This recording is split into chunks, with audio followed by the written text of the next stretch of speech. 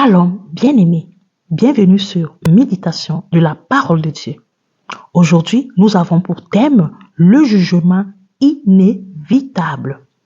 Et notre verset du jour se trouve dans le livre de Naoum 3, le verset 19, que je t'invite à lire avec moi au nom puissant de Jésus-Christ. Il n'y a point de remède pour ta plaie. Ta blessure est sans guérison.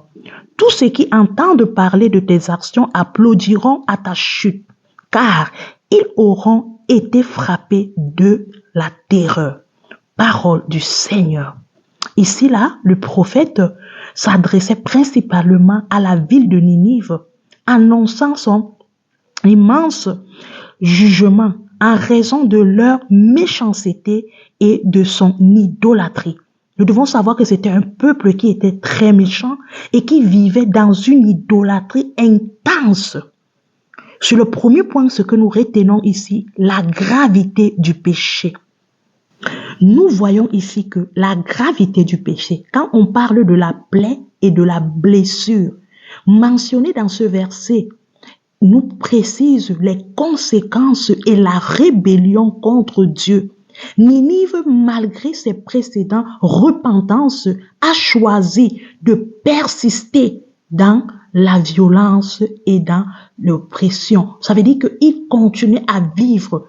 Malgré les nombreuses repentances qu'ils ont fait ce peuple, ils continuent à demeurer dans ce genre d'attitude qui n'honorait pas Dieu.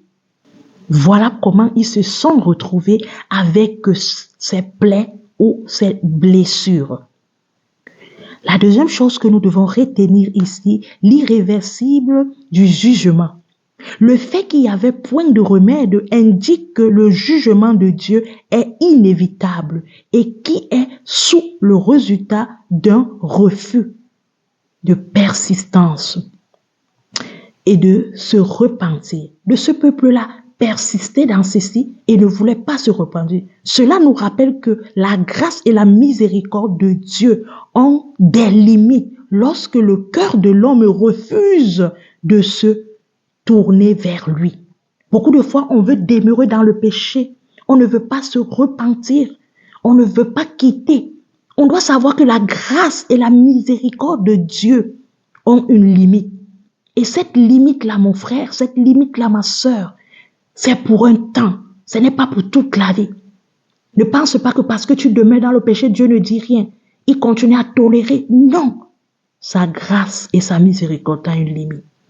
Et si le troisième point nous amène dans la réaction des nations. La mention des nations qui applaudissent ta chute souligne que le jugement de Dieu n'est pas seulement une question de punition, mais aussi un rétablissement de la justice. Les actions de Ninive avaient une mauvaise réputation. Les actions de Ninive, ce peuple-là, ils avaient une très mauvaise réputation. Dans l'environnement qu'ils étaient, dans les lieux qu'ils étaient, la réputation n'était pas bonne. Les destructions seraient une moitié de la résistance de ce que l'on souffre en nos jours. Ce peuple-là péchait contre Dieu. Et il faisait tellement des choses qui n'étaient pas dignes, des choses qui n'étaient pas bonnes. La réaction. Les nations se retournent contre toi. Quand tu passes le temps à refuser Dieu, à te détourner de Dieu, à partir, à faire ceci, la mention, on dit les applaudissements à ta chute. Le jour que tu vas tomber, les gens vont applaudir. Les gens vont se moquer de toi. Les gens vont être fiers à cause de la réputation que tu t'es donnée. Il y a les répercussions à tout ce que nous faisons. Il y a les répercussions sur tout ce que nous nous attachons. Il y a les répercussions dans ce que nous nous appuyons. Mon frère, ma sœur, faisons attention. Faisons très attention de ne pas être comme ce peuple. Sinon, les hommes vont se moquer de nous quand nous allons rechuter. Et aujourd'hui, le Seigneur te met en garde comme il a mis ce peuple en garde. Le Seigneur veut te mettre en garde au travers de ce peuple. Une mise en garde d'aujourd'hui. Ce passage nous rappelle l'importance de se repentir. et de rechercher Dieu. Dieu nous avertit du danger d'un cœur endurci. Alors mon frère, ma sœur, cherche à te réconcilier avec Dieu. Cherche à te réconcilier avec le Seigneur.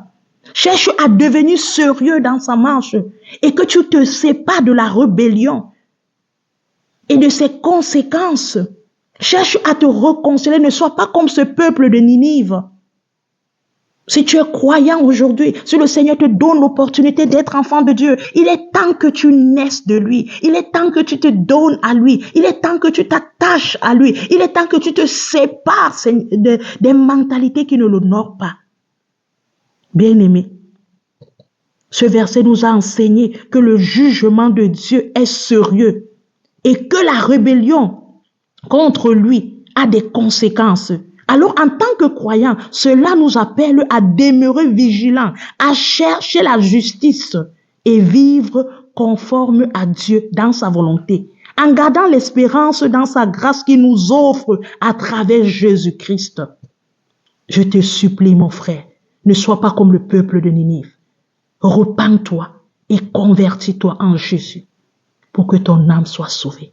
Que le Seigneur te bénisse, bénisse sa parole. Je vais prier pour toi. Père, nous te demandons pardon, oh Dieu, parce que nous avons eu la mentalité, la pensée, l'attitude de Ninive. Mais ce soir, Seigneur, d'un cœur humble, d'une pensée humble, nous venons te demander pardon. Et nous te prions, Seigneur, notre Dieu, de nous pardonner de cette attitude qui ne t'honore pas et qui ne t'a pas honoré. Père, je te prie ce matin, en ce moment, mon frère, ma sœur qui est en train d'écouter ce message, afin que tu l'aides à se repentir, à ne pas rester comme le peuple de Ninive. Seigneur notre Dieu, qui se repentait, continue à vivre dans le péché, mais Seigneur notre Dieu, qui prenne des nouvelles résolutions et marcher avec toi. Je te rends toute la gloire pour cette parole. Merci Seigneur parce que tu nous donnes l'opportunité de se repentir. Aide ton serviteur, ta servante à revenir dans tes voies, dans le nom de Jésus. Amen. Sois béni mon frère, sois béni ma sœur. Que le Seigneur te bénisse. Je te souhaite une excellente journée ou excellente soirée. Merci d'aimer, de partager et de te réconcilier avec le Seigneur. Shalom.